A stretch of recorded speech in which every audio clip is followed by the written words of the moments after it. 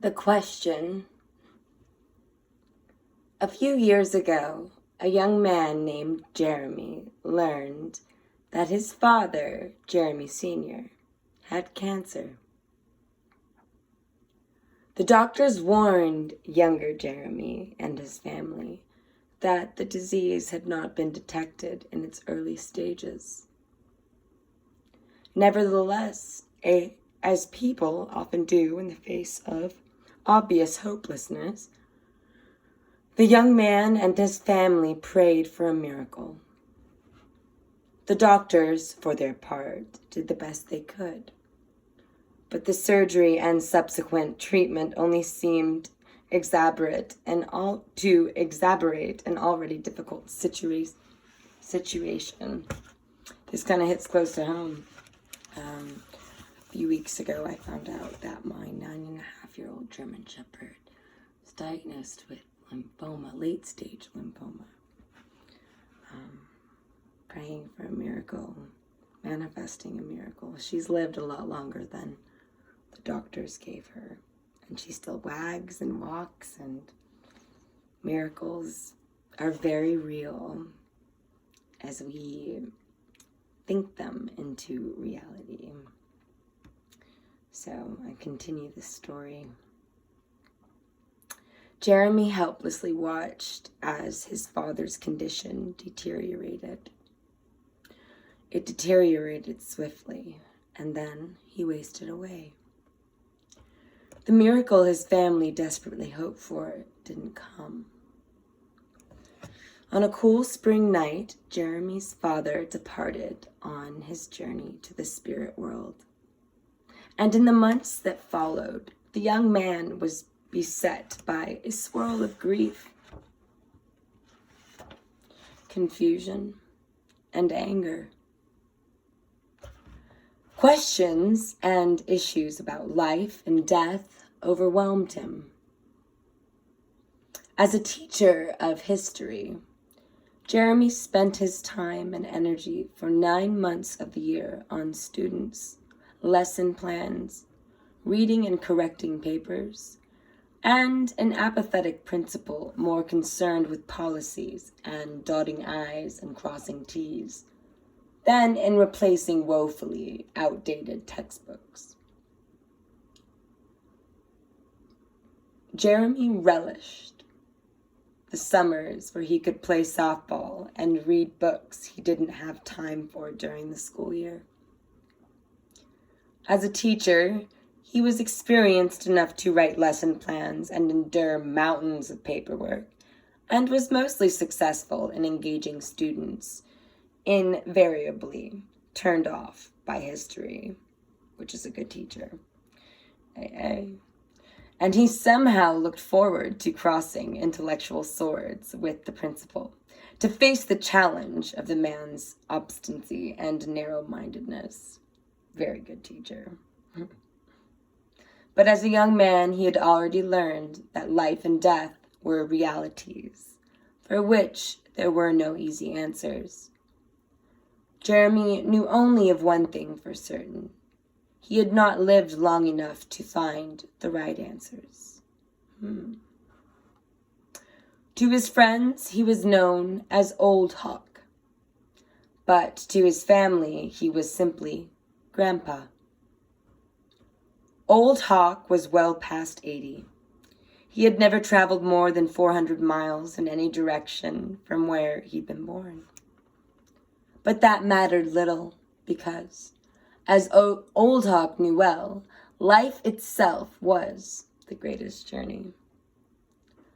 Old Hawk knew that the roads traveled in this life imparted lessons that experientially, emotionally, and spiritually were greater than the number of hills climbed or borders crossed. They were greater than the turns made or the horizons waiting ahead. He knew that the most important and enduring lessons come from the difficult roads.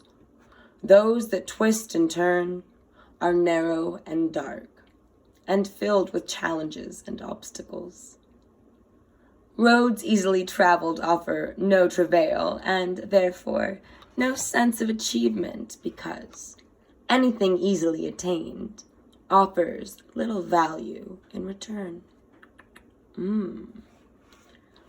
Old Hawk had no formal education to speak of, and though he knew little English, he preferred the familiarity of his native tongue.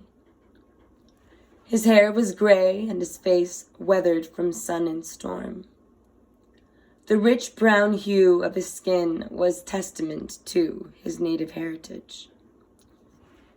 His hands were still strong, though bent and scarred from a lifetime of hard work. In his life, Old Hawk had plowed and planted. I resonate with that. Was a trainer of horses, a hunter, and a builder of houses.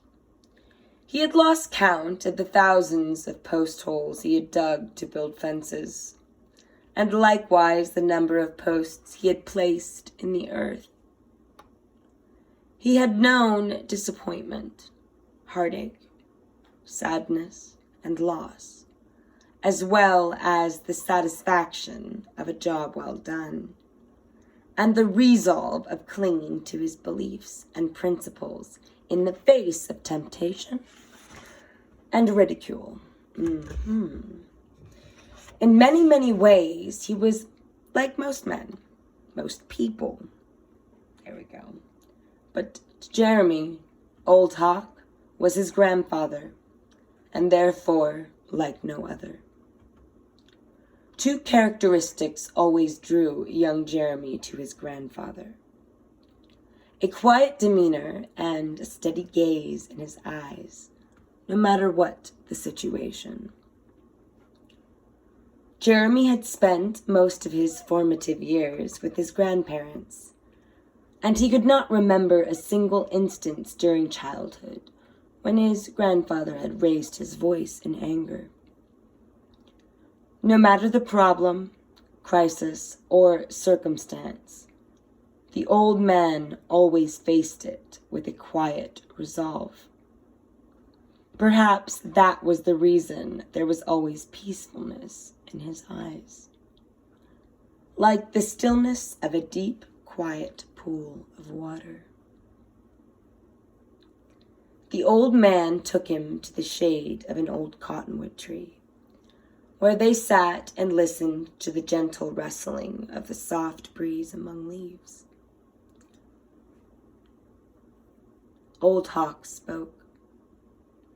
"Since I was a boy, the sounds of the cottonwood leaves in the wind remind me of my mother's voice.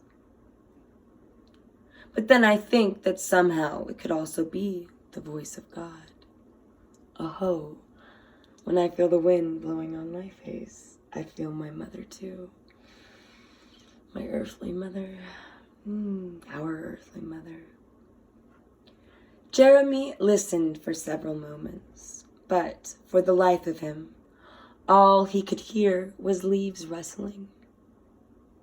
"So, grandson," the old man went on, "I can see by the look on your face that you are troubled. There seems to be something pulling down at your heart." So the young man asked his question.